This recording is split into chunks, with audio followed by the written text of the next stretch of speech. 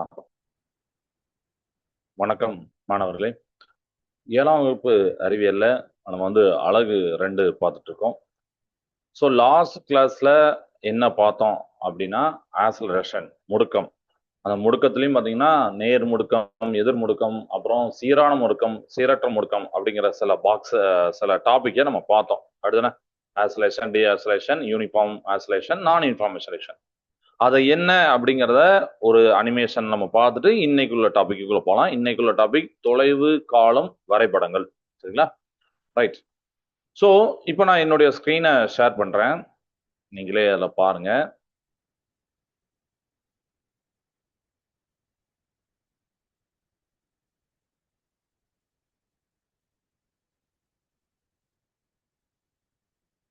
Share பண்ணிட்டேன். வரும். ஓகேவா? ரைட். ஸோ நான் லாஸ்ட் கிளாஸ்ல ஆக்ஸலரேஷன் முடுக்கம் அப்படின்னு பார்த்தோம். ஸோ இந்த பாக்ஸ்ல நான் முடுக்கத்தை சூஸ் பண்றேன். சரிங்களா? இங்க ஒரு பொம்மை இருக்கு, பக்கத்துல ஒரு மரக்கட்டை மாதிரி பாக்ஸ் இருக்கு. இந்த பாக்ஸ் தான் தள்ள போறேன். அதுக்கு முன்னாடி நம்ம என்ன பண்ணோம் அப்படின்னா, இந்த வேல்யூஸ் எல்லாத்தையும் கிளிக் பண்ணிக்கிறோம். வேல்யூஸ், மாசஸ், ஸ்பீடு, ஆக்ஸலரேஷன் இதெல்லாம் தான் நம்ம லாஸ்ட் கிளாஸ் படிச்சோம். ரைட்டா? இப்போ நான் என்ன பண்றேன்னா, இதை தள்ள போறேன். இப்ப தள்ளதுக்கு என்ன பண்றேன்னா, ஃபர்ஸ்ட் இந்த ஃபிரிக்ஷன் அப்படிங்கிற அந்த இதை 0 வச்சுக்கிறேன். அதாவது தர அப்படியே பனிக்கட்டி தர மாதிரி போயிடும். ஓகே, ஏன் 0 வைக்கணும், அந்த ஆப்ஜெக்ட் நல்லா மூவ் ஆகிறதுக்காண்டி, வேற எந்த வித புற விசை, எக்ஸ்டர்னல் விசை இல்ல, எக்ஸ்டர்னல் ஃபோர்ஸ் இல்லைன்னு காமிக்காண்டி. இப்போ இதுல முடுக்கம் பாத்தீங்க 0 இருக்கு, ஸ்பீடு பாத்தீங்க 0 இருக்கு. நான் இப்போ இந்த பொம்மை வச்சு இந்த பாக்ஸை தள்ளுறேன். நீங்களே பாருங்க, ஸ்பீடு இன்க்ரீஸ் ஆகுது பாருங்க. நான் கொஞ்சம் கொஞ்சமா ஃபோர்ஸ் கொடுக்குறேன். அப்ப விசை கொடுக்கறதுனால பொருளின் மீது முடுக்கம் ஏற்படுகிறது. அப்படிதானே? நீங்க ஃபோர்ஸ் அப்ளை பண்ணீங்கன்னா ஆக்ஸலரேஷன் இருக்கு. அண்ட் இதுல நீங்க பார்க்கலாம், ஸ்பீடு கூட்டிட்டே போகுங்க. ஏன்னா தள்ளிட்டே இருக்க, ஸ்பீடு கூட்டிட்டே போகுது, ஆக்ஸலரேஷன் கூடு பாருங்க, முடுக்கம் கூடு பாருங்க. இதுதான் நேர் முடுக்கம், இதுதான் பாசிட்டிவ் ஆக்ஸலரேஷன். அப்ப விசையை கொடுக்க கொடுக்க முடுக்கம் கூட்டிகிட்டே இருந்ததுன்னா அது என்னத்தான்? முடுக்கம் கூடுறதுனா காரணம் என்ன? விசை, அந்த ஸ்பீடு கூடுன்னு அர்த்தம். அப்படிதானே? வேகம் கூடுது. அதனால இப்ப பாருங்க கூட்டிகிட்டே இருப்பாங்க. நான் இன்னும் கொஞ்சம் அதிகமா கொடுக்கும்போது அதிகமான முடுக்கம். எஸ், இதுதான் பாசிட்டிவ் ஆக்ஸலரேஷன். இப்ப நான் அந்த பொம்மையை எடுத்துட்டேன். ஆப்ஜெக்ட் அப்படியே ஸ்லைடா அப்படி போயிட்டே இருக்கு. ஸ்பீடு இப்போ ஒரு டைம்ல அப்படியே பிக்ஸ் ஆயிடுச்சு. அப்ப இந்த ஆப்ஜெக்ட் ஒரு கான்ஸ்டன்ட் ஸ்பீட்ல போகுது. இதுதான் என்னதுன்னா யூனிஃபார்ம் ஸ்பீடு. அதாவது யூனிஃபார்ம் அப்படின்னா சீரான ஸ்பீடு அப்படின்னா வேகம், சீரான வேகத்துல போகுது. இப்ப சீரான முடுக்கம் அப்படின்னு பாக்கிறதுக்கு முன்னாடி நான் என்ன பண்ண போறேன்னா, உங்களுக்கு எதிர் முடுக்கம் காட்ட போறேன். சோ அதுக்கு நான் பிரேக் அப்ளை பண்றேன். பிரேக்னா இங்க உராய்வு, உராய்வுனா ஃபிரிக்ஷன், அதை அப்ளை பண்றேன். நம்மளுக்கு பிரேக் இங்க காட்டாலும் அது உராய்வு நம்ம யோசிக்கலாம். ஏன்னா உராய்வும் ஒரு பிரேக் தான். அதுக்கு நான் இதை இன்க்ரீஸ் பண்றேன். அந்த ஆப்ஜெக்ட் அப்படியே கொஞ்சமா ஸ்டாப் ஆகும், ஸ்பீடு குறையும். ஆக்ஸலரேஷனை பாருங்க, பாத்தீங்களா? பாருங்க, நெகட்டிவ் வந்துட்டு. அப்ப கொஞ்சம் கொஞ்சம் ஸ்பீடு கம்மியாகுது. இன்னும் கொஞ்சம் நான் இன்க்ரீஸ் பண்ணா கொஞ்சம் ஸ்பீடு கம்மியாகும். பாருங்க, கம்மியாகுது பாருங்க, ஸ்பீடு கம்மியாகுது பாருங்க. கம்மியாயிட்டா இன்னும் கொஞ்சம் ஸ்பீட் ஆச்சா இன்னும் கொஞ்சம் கம்மியாகும். ஆக்ஸலரேஷன் -1ல இருக்குன்னு நினைக்க வேண்டாம். இப்ப என்ன நடக்கும் மட்டும் பாருங்க, ஸ்பீடு கம்மி ஆயிட்டே இருக்கு, ஸ்பீடு கம்மி ஆயிட்டே இருக்கு.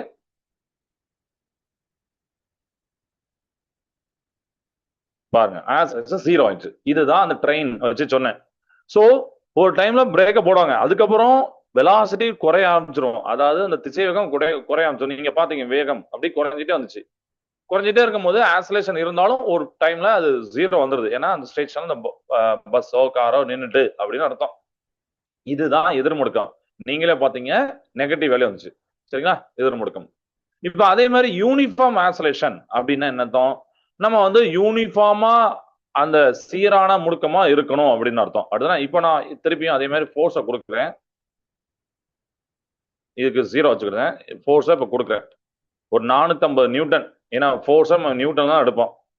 அதை விட்டு அந்த ஃபோர்ஸை எடுத்துட்டேன் அப்படின்னா இப்ப 0 நியூட்டன். பாருங்க, நான் நியூட்டன் இப்போ ஆக்சுவலி நான் ஃபர்ஸ்டே ஃபோர்ஸை கொடுத்துட்டேன், விசையை கொடுத்துட்டேன், எடுத்துட்டேன். அப்ப 0 நியூட்டன். இப்ப எந்த விஷயம் செயல்படல. இப்ப பாத்தீங்கன்னா ஆப்ஜெக்ட் எந்த வித ஸ்பீடு இல்லாம ஒரு அதாவது எந்த வித ஸ்பீட்னா மாற்றம், ஸ்பீட்ல மாற்றம் இல்லாம ஒரே ஸ்பீட்ல போயிட்டு இருக்காரா?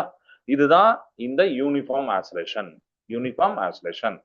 அப்ப நான் யூனிஃபார்ம்னா திருப்பி நீங்க தள்ளணும். அப்படியே பிடிச்சி எதாவது தள்ளினீங்கன்னா அப்படியே உங்களுக்கு திருப்பி மாறுறதா நம்ம நான் யூனிஃபார்ம் ஆக்ஸலரேஷன் அப்படின்னு சொல்றோம். சரிங்களா?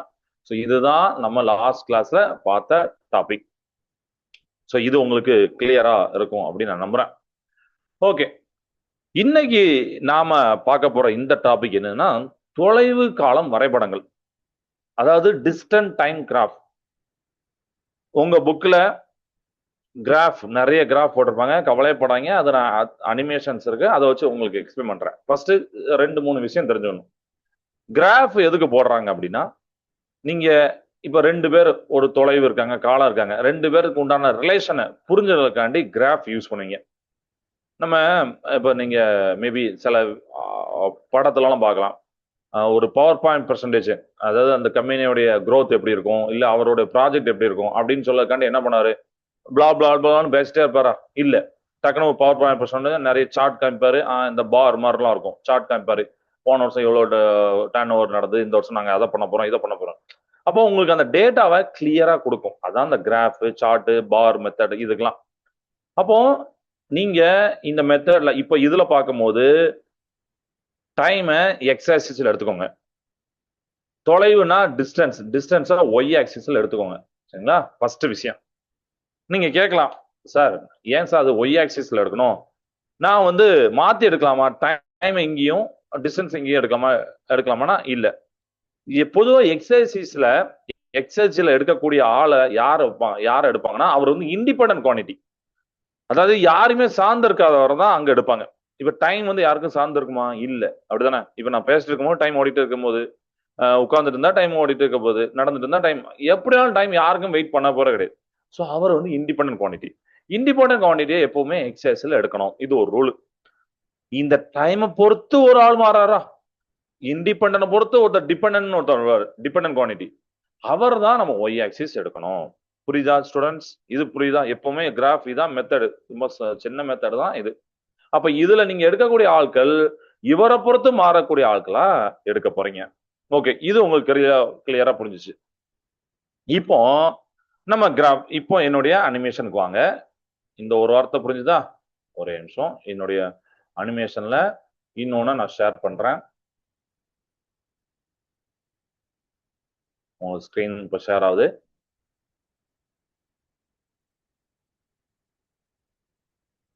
எஸ். ஸோ 7th சயின்ஸ்ல ஃபோர்ஸ் அண்ட் மோஷன் யூனிட் 1ல நம்ம பார்க்குறோம் டிஸ்டன்ட் டைம் கிராஃப்.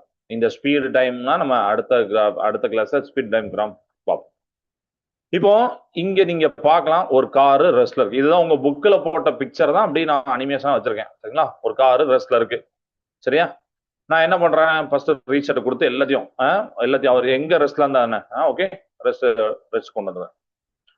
இந்த இடத்துல மட்டும் நல்லா வாட்ச் பண்ணுங்க. இந்த இடத்துல ஓகே, கார் வந்து ரெஸ்ட்ல இருக்க, ஓகே. இப்போ நான் கிராஃபை பார்க்கறேன். கிராஃபை பாருங்க. நான் சொன்னா டிஸ்டன்ஸ் டைம் கிராஃபை, டிஸ்டன்ஸை ஒய் ஆக்சிஸ்ல எடுங்க, டைமை எக்ஸ் ஆக்சிஸ்ல எடுங்க. டைமுக்கு நான் என்ன எடுத்திருக்கேன்னா 0.9 1.80 அப்படின்னு ஒரு கான்ஸ்டன்டான ஈக்குவல் இன்டர்வல் டைம்ல நீங்க வைக்கணும். இதெல்லாம் செகண்ட், அதாவது 1 செகண்ட் 2 செகண்ட் 3 செகண்ட் அப்படி. அதே மாதிரி டிஸ்டன்ஸ் பாத்தீங்கன்னா இதெல்லாம் மீட்டர், 20 மீட்டர் 40 மீட்டர் 60 மீட்டர் அப்படின்னு 80 மீட்டர்னு நீங்க ஒரு மாதிரி ஒரு ஈக்குவலா நீங்க வச்சுக்கோங்க. Okay right. இப்போ ரெஸ்ட்ல இருக்காரு, கிராஃப் போடணும். எப்படி போடலாம்? ஆன் பண்றானே, நீங்களே கிராஃபை பாருங்களேன், என்ன நடந்திருக்கு நீங்களே சொல்லுங்க. பாருங்க, இப்ப இந்த இடத்துல ஸ்டாப் பண்றேன். இங்க நீங்க பார்க்கக்கூடியது ஃபர்ஸ்ட் இந்த டைம் 3.6 செகண்ட். எஸ், கார் வந்து நைட்டு வந்து ஒரு 10 மணிக்கு வீடு முன்னாடி விடுறாரு. டைம் ஓட தான் போகுது, டைம் போயிட்டு தான் இருக்கு பாரு, ஆனா கார் ரெஸ்ட்ல இருக்கு. அப்ப அவர் வந்து எந்த தொலைவு டிஸ்டன்ஸ் அவர் டிராவல் பண்ணல, வந்து நின்னுட்டாரு. சோ அப்ப நீங்க கிராஃப் போட்டீங்கன்னா டைம் ஓடிட்டே இருக்கும், ஆனால் அவர் வந்து அதே இடத்துல இருக்காரு. சரிங்களா?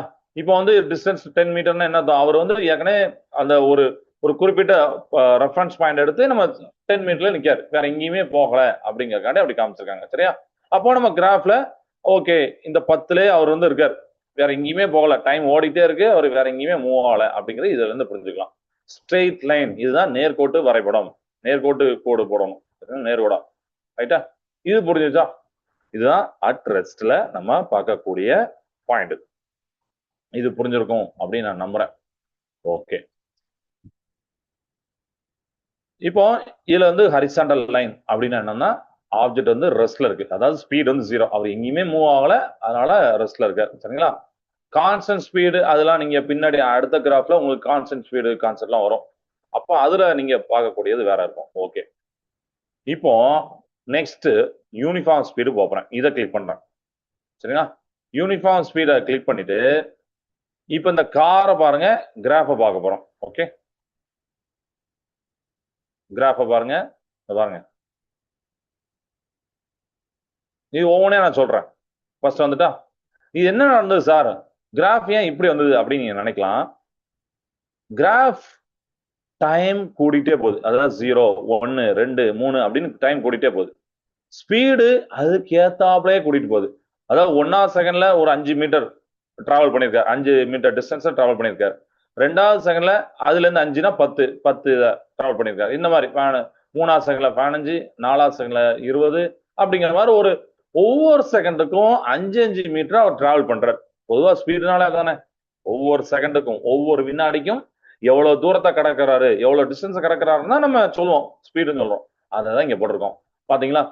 எப்போதுமே இந்த கிராஃப் வந்து இதுக்கு மட்டும் தானா அப்படின்னா இல்ல, எப்போதுமே 2 குவான்டிட்டி ஒரே மாதிரி கூடுறாங்க, அதாவது டைரக்ட்லி சொல்லணுமாங்க, நேர் விதத்துல நேர் தகவல கூடுறாங்கன்னா கிராஃப் இந்த மாதிரி தான் வரும், ஸ்ட்ரெயிட் கிராஃப் தான் வரும். நீங்க மேக்ஸிமம் படிப்பீங்க, ரைட்டா?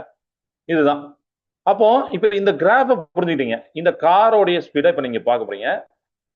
இப்போ யூனிஃபார்ம் ஸ்பீட் வச்சுட்டா இப்ப நீங்க பார்க்கக்கூடிய இடம் இந்த இடத்த பாருங்க. இந்த இடத்த மட்டும் பார்த்துட்டு இருக்கீங்க என்ன? ஓகே, நான் திருப்பி ஸ்டார்ட் பண்றேன். டைம் ஓடிட்டே இருக்கு பாருங்க. ஓகே, 1.3 செகண்ட்ல 13 மீட்டர் டிராவல் பண்ணிருக்காரு. அடுத்து 6 செகண்ட்ல 58 மீட்டர். இப்போ ஸ்பீட் அங்க போயிட்டாரு. சரியா? ஸோ ரீஸ்டார்ட் கொடுத்து இப்போ நீங்க திருப்பி பாருங்க, 0.3ல 3 மீட்டர். அடுத்து அப்படி அதுல பாத்தீங்கன்னா தெரியும், 0.3ல 3 மீட்டர். 3னா இன்ட்டு 10 போட்டு பாருங்க, 30 வந்துடும். ஸோ ஈக்குவலா ஒவ்வொரு செகண்டுக்கும் ஈக்குவலா போயிட்டு இருக்காரு. ஸ்லோப் அப்படின்னா அந்த கிராஃப்ல போடக்கூடியதான். சரிங்களா? ஸ்லோப்னா என்னன்னா இந்த இடத்துல இப்படி போடுறது, இப்படி போடுவோம்ல, நம்ம படிச்சிருப்போம்ல, இதுதான். இந்த ஸ்லோப்பை பார்த்தீங்கன்னா அதுக்கு உண்டான அந்த குவான்டிட்டி வேல்யூ நமக்கு தெரியும். ஸோ ஸ்லோப் என்ன வந்திருக்கு, கான்ஸ்டன்டா வந்திருக்கும். இந்த மாதிரி கிராஃபுக்கு ஸ்லோப் வந்து கான்ஸ்டன்டா வரும். 10 மீட்டர் பர் செகண்ட், அதாவது ஒவ்வொரு செகண்டுக்கும் ஒவ்வொரு வினாடிக்கும் 10 மீட்டர் அளவுல அந்த காரு டிராவல் ஆகுது அப்படிங்கிற இது வந்து அவங்க சொல்றாங்க. சரிங்களா? ஸோ ஒரு செகண்ட்ல 10 மீட்டர், 2வது செகண்ட்ல அடுத்த 10 மீட்டரா 20 மீட்டர், 3வது செகண்ட்ல 30 மீட்டர். அதனால நம்ம பார்த்தோம் 3வது செகண்ட்ல 30 மீட்டர்னு பார்த்தோம். கரெக்டா? ஸோ இந்த மாதிரி அவர் போடுறதா யூனிஃபார்ம் ஸ்பீட். சரிங்களா? சீரான வேகத்துல போடுறாரு. டிஸ்டன்ஸ் டைம் கிராஃப்ல தொலைவு காலம் வரைபடத்தை இது ஒரு கிராஃப் உங்ககிட்ட இருக்கும், அதை பார்த்து வெரிஃபை பண்ணிக்காங்க. ஓகே, இந்த கிராஃபுக்கு இந்த அர்த்தம் அப்படின்னு சொல்லிட்டு. சரியா? ரைட். இப்போ இன்க்ரீசிங் ஸ்பீடு, அது இன்னும் கொஞ்சம் இன்ட்ரெஸ்டிங்கா இருக்கும். இன்க்ரீசிங் ஸ்பீடு ஃபர்ஸ்ட் என்ன பண்ணுங்கன்னா இந்த இடத்துல ஃபர்ஸ்ட் பாருங்க, அப்புறம் கிராஃபை பார்ப்போம். நான் இதை கிளிக் பண்றேன், ஸ்டார்ட் பண்றேன். நீங்களே பாருங்க, ரொம்ப ஸ்பீடா போயிடுவாரு. 0.3 செகண்ட்ல 0 மீட்டர் இருக்காரு. அடுத்து பாருங்க ரொம்ப ஸ்பீடு. அடுத்து 4.5ல 41 மீட்டர். அடுத்த 6 செகண்ட்ல 58 மீட்டர். அந்த மாதிரி ஸ்பீடு பயங்கரமா இன்க்ரீஸ் ஆகி போயிட்டே இருக்காரு. கரெக்டா? அப்ப இவருக்கு வந்து ஒவ்வொரு செகண்ட்லயும் அவருடைய ஸ்பீடு இன்க்ரீஸ் ஆகிட்டே இருக்கு அப்படிங்க மட்டும் உங்களுக்கு தெரிஞ்சு, ஈக்குவலா வரல இன்க்ரீஸ். அதனால ஸ்லோப் பாத்தீங்கன்னா ஒரு சிங்கிள் வேல்யூ வரல, இன்க்ரீசிங் போட்டுப்பாங்க. இது உங்களுக்கு புரிஞ்சிருக்கும். இப்போ நம்ம டிஸ்டன்ஸ் டைம் கிராஃப் வரலாமா, அதாவது தொலைவு காலம் வரைபடம் பாருங்க, இப்படி வரும். உங்க புக்ல இருக்கா? ரைட்டா? இது எப்படி வரும்னா, இப்போ இது கிளியர் பண்ணிடுறேன், ரீசெட் கொடுத்து. இப்போ கிராஃப் மட்டும் பாருங்க, என்ன ஸ்டார்ட் பண்றேன், பிளே பண்றேன். பாருங்க பாருங்க பாருங்க. ஸோ இன்க்ரீசிங் ஸ்பீடுக்கு, அதாவது வேகம் அதிகரித்தலுக்கு இந்த மாதிரி கிராஃப் வரும். இதோட அர்த்தம் என்ன சார் அப்படின்னு நீங்க உங்களுக்கு தோணுதா? செகண்ட் டைம் ஓட ஓட, செகண்ட் ஓட ஓட, வினாடி ஓட ஓட ஃபர்ஸ்ட் என்ன ஆகுதுன்னா கொஞ்ச நேரம் அந்த வண்டி வந்து 0ல இருக்கு, பாருங்க 0ல இருக்கு. அதுக்கப்புறம் கொஞ்சம் டைம் ஏற ஸ்பீடும் இன்க்ரீஸ் ஆகுது. டைம் போக ரொம்ப ஸ்பீடு அப்படியே போறாரு, டைம் போக ரொம்ப ஸ்பீடா போறாரு. அப்போ இவர் வந்து குறிப்பிட்ட நேரத்துல குறிப்பிட்ட டிஸ்டன்ஸ்ல இவர் கடக்கல. ஏன்னா ஃபர்ஸ்ட் ஆரம்பத்துல கொஞ்ச நேரம் 0ல இருந்தாரு பாருங்க, டைம் ஓடிட்டு 0ல இருக்காரு. அதுக்கப்புறம் திருப்பி கொஞ்சோண்டு ஸ்பீடா கொஞ்சம் லேஸ் பண்றது, கொஞ்சம் இன்க்ரீஸ் பண்ற ஆசலேஷன் நம்ம கொடுப்போம்னா கொஞ்சம், அதுக்கப்புறம் டைம் போக ரொம்ப ஸ்பீடா போயிட்டார். இதனால இந்த கிராஃப் இப்படி வரும். இந்த கிராஃப் புரிஞ்சுதா? இதுவும் உங்களுக்கு புரிஞ்சிருக்கும் நம்புறேன். அப்போ 3 கிராஃப் ரெஸ்ட், யூனிஃபார்ம் ஸ்பீடு, அதாவது சீரான வேகத்துல நம்ம கிராஃப் டிஸ்டன்ஸ் டைப் கிராஃப் எப்படி இருந்து ஒரு ஸ்ட்ரெயிட் லைனா பார்த்தோம். இன்க்ரீசிங் ஸ்பீடை பார்த்தோம். கரெக்டா? இப்போ நம்ம டிக்ரீசிங் ஸ்பீடு பார்க்க போறோம். சரிங்களா? டிக்ரீசிங் ஸ்பீடு இந்த கிராஃப் வரும். அது எப்படி வரும் அப்படிங்கிறத நம்ம பார்க்கலாம். இப்போ ஃபர்ஸ்ட் இந்த வண்டியை ஆன் பண்றோம். இந்த வண்டியை இப்போ ஆன் பண்றேன். இதை மட்டும் பாருங்க. 0.3ல 12 மீட்டர், 3.7ல 15.4 மீட்டர், அடுத்த 6ல 57 மீட்டர் அப்படின்னு இருக்காரு.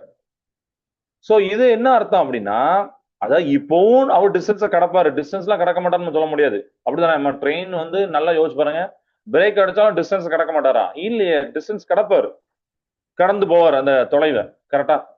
ஆனால் நம்ம வேகத்தை வச்சு யோசிக்கும் போது பிரேக் போட்ட பிறகு அவருடைய வேகம் குறையுது, டிஸ்டன்ஸை ரீச் பண்றாரு, அப்போ ஃபைனலா வந்து அவர் ஜீரோக்கு வந்துறாரு அப்படிங்கிற மாதிரி தான் நம்ம ட்ரெயின்ல நம்ம சொல்லுவோம். சோ இந்த இடத்துல வேகம் குறையுது. புரியுதா? டிஸ்டன்ஸ் இருக்கும், டைம் இருக்கும், வேகம் குறையுது. அப்ப இந்த கார் ஓடுறத நீங்க பாத்துட்டீங்க.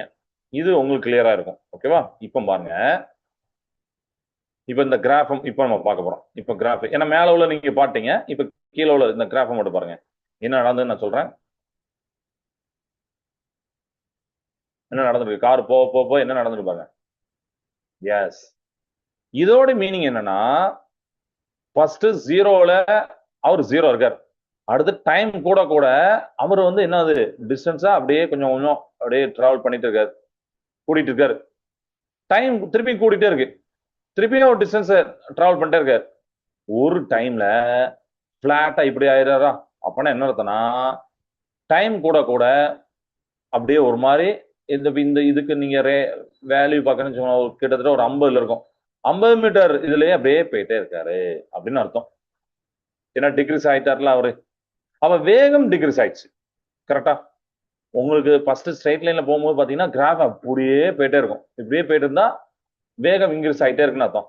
இந்த மாதிரி பிளாட்டா வந்துட்டுனா, இந்த மாதிரி நம்ம இந்த மாதிரி கூடும் போது ஒரு டைமுக்கு அப்புறம் இப்படி பிளாட்டா வந்துட்டுனா அவர் தான் நம்ம டிக்ரீசிங் ஸ்பீடு அப்படின்னு சொல்றோம். நம்ம புக்ல போட்டிருக்காங்களா, ஸ்பீடு வந்து டிக்ரீசிங், கர்வ் வந்து பிளாட்டனிங் ஆயிரும்.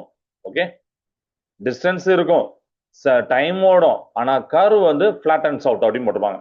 அதாவது என்ன அர்த்தம்னா, ஆப்ஜெக்ட் இஸ் ஸ்லோவிங் டவுன், டிஆசலேட்டிங். இதுதான் நம்ம வந்து சொல்றோம் டிஆசலேட்டிங் அப்படின்னு சொல்றோம். ஸ்பீடு கம்மியாகுது அப்படிங்கிறது. இப்போ புரியுதா ஸ்டூடெண்ட்ஸ்?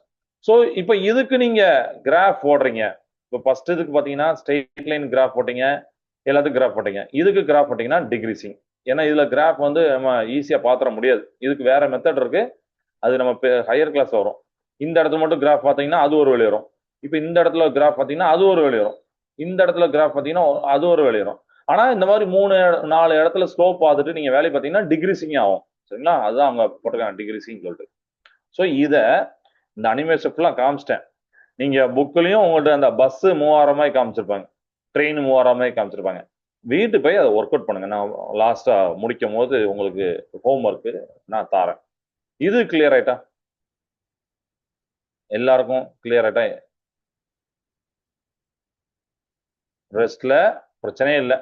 நம்ம வந்து அவர் வந்து ஒரே மாதிரி போயிட்டே இருப்பார். டிஸ்டன்ஸ் 10 மினிட்ல வச்சுங்க, டைம் ஓடிட்டு அங்கேயே தான் இருக்கார். பாருங்க, கார் எங்கேயுமே மூவ் ஆகல. யூனிஃபார்ம் ஸ்பீட்ல குறிப்பிட்ட டைம்ல குறிப்பிட்ட தூரத்தை கடந்து போயிட்டே இருக்கார். ஈக்குவல் இன்டர் ஆஃப் டைம்ல ஈக்குவல் டிஸ்டன்ஸ். இன்க்ரீசிங் ஸ்பீட்ல டைம் கேத்தாப்ல அவர் வந்து டிஸ்டன்ஸ் கூட்டிகிட்டே போயிட்டே இருக்கார். அப்படிதானே? 1 செகண்ட் மாதிரி 3 செகண்ட் இல்லை, அப்படியே டிஸ்டன்ஸ் திருப்பி கூட்டிகிட்டே இருக்கார். டிக்ரீசிங் ஸ்பீட்ல டைம் பாருங்க, ஸ்பீட் அப்படியே கம்மியாகுதுங்க, அந்த காரை பாருங்க அப்படியே கம்மியாகும். ஃபர்ஸ்ட் இந்த ஸ்பீட் இப்போ இல்லை, அப்படியே ஸ்லோ டவுனா ஆயிட்டார். இதெல்லாம் நம்ம இந்த அனிமேஷன் வந்து பார்க்குறோம். இதுல எதுவும் டவுட் இருக்கா?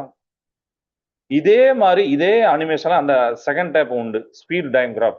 அதை நான் அடுத்த கிளாஸ் சொல்றேன். ஏன்னா ஒரே கிளாஸ்ல ரெண்டுன்னு சொல்ல முடியாது, அது உங்களுக்கு கன்ஃபியூஷன் ஆயிடும். அடுத்த கிளாஸ்ல வேகத்துக்கும் காலத்துக்கும் வரைபடம், இதே மாதிரி பஸ் போகும்போது என்ன, நீங்க அதுக்கு முன்னாடியே வீட்டை போய் ரீட் பண்ணிட்டு வாங்க. உங்களுக்கு நான் அனிமேஷன் காட்டும் போது ரொம்ப ரொம்ப ஈஸியா புரியும். ஓகே, சரி. இப்போ நம்ம இதுல வந்து அனிமேஷன் பார்த்தாலும் நம்ம சில வார்த்தைகளை சொல்லணும், அப்படிதானே? ஒரு காரு ஓ அப்படிங்கிற ஒரு ஆர்ஜின் ஒரு தொடக்க புள்ளியில இருக்கு. இங்க இருந்தா அந்த கார் வந்து போகுது. எவரி செகண்ட் ஒவ்வொரு வினாடியிலும் அது கடக்கும் தொலைவை நம்ம அந்த டிஸ்டன்ஸ் டைம் கிராஃப்ல சொல்றோம்.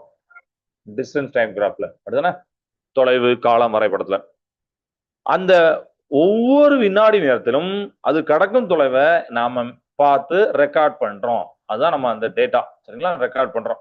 சரியா? ஸோ நான் வந்து ஒரு டைமர் வச்சுக்கிட்டேன், ஸ்பீடு மெஷர் பண்றதுக்கு ஸ்பீடோமீட்டர் வச்சுக்கிட்டேன், பார்க்குறேன் ஒவ்வொரு செகண்ட்ல எவ்வளோ பேருக்கு அப்படின்னு டேட்டா நான் நோட் பண்ணிக்கிறேன்.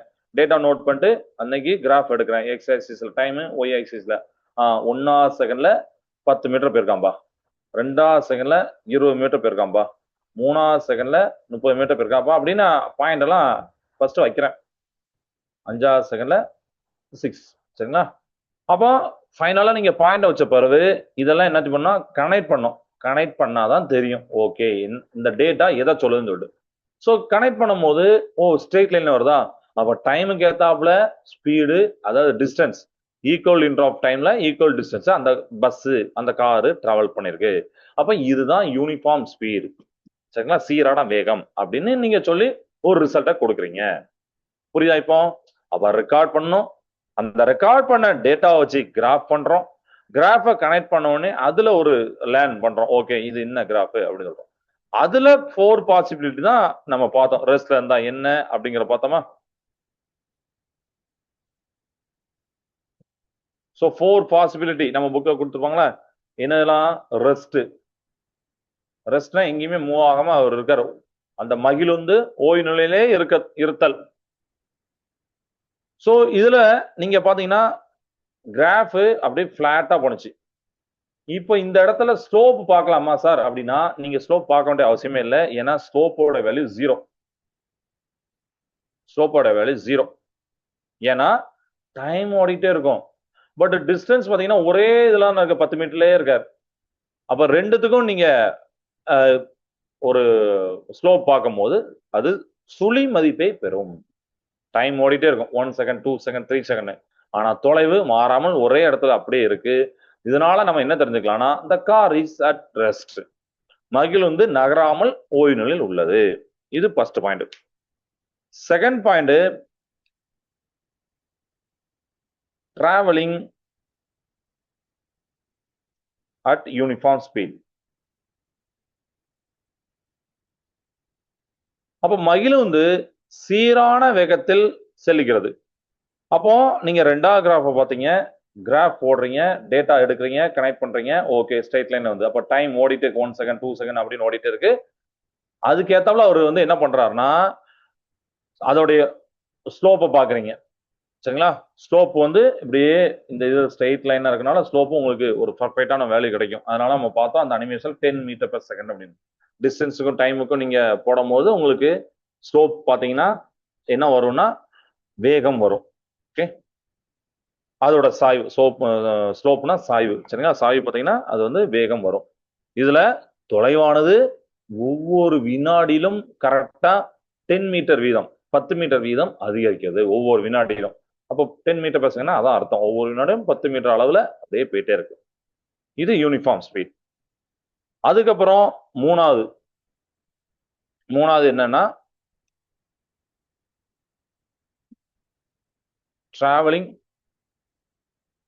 At increasing speed.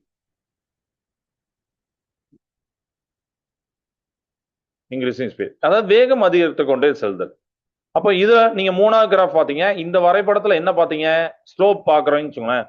ஸ்லோப் வந்து கிராஃப் இப்படி இருக்கு, டைம் இதுல என்னது இப்படியே இன்க்ரீஸ் பண்ணி இப்படி போனாரு அப்படிதானே?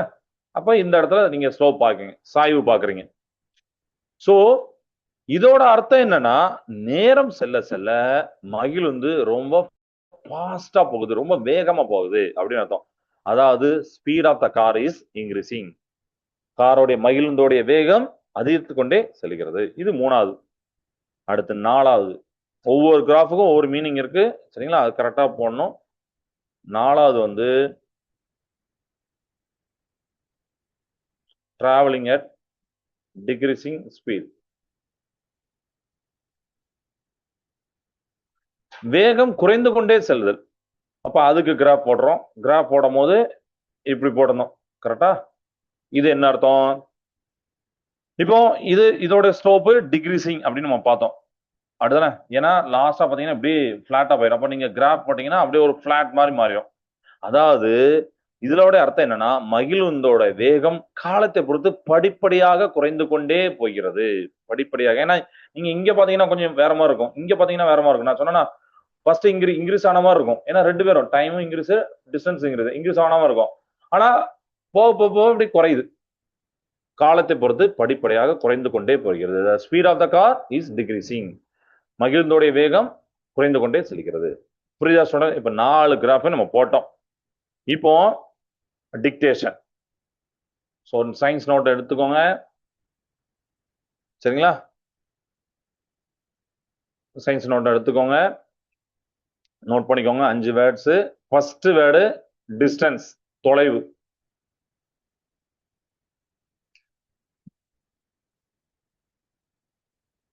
டிஸ்டன்ஸ், தொலைவு. First word. ரெண்டாவது அட்ரெஸ்ட், ஓய்வு நிலை அப்படின்னு போட்டுக்கோங்க. அட்ரெஸ்ட், அட்ரெஸ்ட், ஓய்வு நிலை, ஓய்வு நிலை. மூணாவது யூனிஃபார்ம் ஸ்பீடு, சீரான வேகம். ஃபர்ஸ்ட் டிஸ்டன்ஸ் சொன்னேன், அப்புறம் அட்ரெஸ்ட் அப்படின்னு சொன்னேன், ஓய்வு நிலை, தொலைவு சொன்னேன். அப்புறம் இப்ப யூனிஃபார்ம் ஸ்பீட் அப்படின்னு சொல்லியிருக்கேன், சீரான வேகம் அப்படின்னு சொல்லியிருக்கேன். சரியா? சீரான வேகம். 4வது முடுக்கம், ஆக்சலரேஷன். நம்ம பார்த்தோமா? நம்ம லாஸ்ட் கிளாஸ் பார்த்தோம். இந்த கிளாஸ்லயும் நம்ம ஸ்டார்டிங்ல அதை ரீகால் பண்ணோம். ஆக்சலரேஷன், முடுக்கம். 4வது ஆக்சலரேஷன், முடுக்கம்.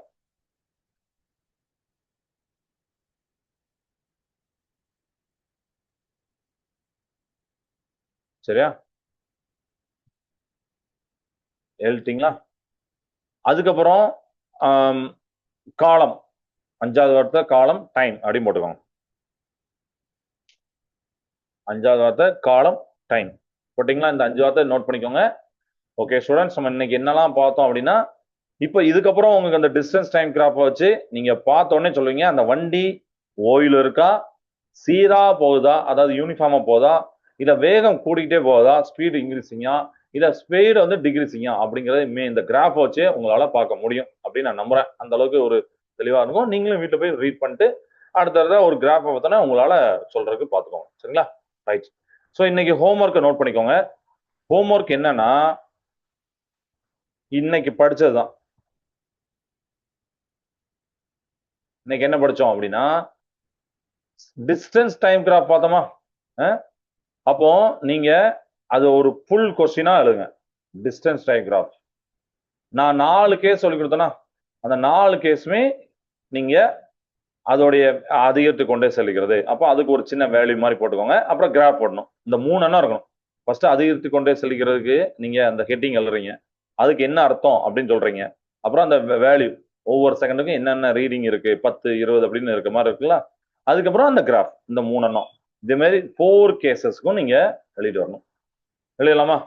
மகிழ்ந்து ஓய்வு நிலையில இருக்கும், சீரான வேகத்துல இருக்கும், ஸ்பீட் அதிகரித்து கொண்டு, இந்த மாதிரிலாம் 4 கேஸ் இருக்கா? அந்த தொலைவு கால வரைபடங்களை நீங்க எழுதிட்டு வாங்க. இதுதான் இம்பார்ட்டன்ட் கொஸ்டின், எக்ஸாம்ல வரக்கூடிய கொஸ்டின். இதுதான் ஹோம்ஒர்க். இதை பண்ணிட்டு வாங்க. சரியா? வேற எதுவும் டவுட் இருக்கா ஸ்டூடெண்ட்ஸ்? டவுட் இல்லைங்களா? சரிப்பா. மீதி உள்ளதை நம்ம அடுத்த கிளாஸ்ல இந்த வேகம் காலம் வரைபடம் பத்தி பார்ப்போம். ஸ்பீட் டைம் கிராஃபை அடுத்த கிளாஸ் பார்ப்போம். கிளாஸ் நிறைச்சதை வாழ்க பாரதம், வெல்க தமிழகம். நன்றி, வணக்கம்.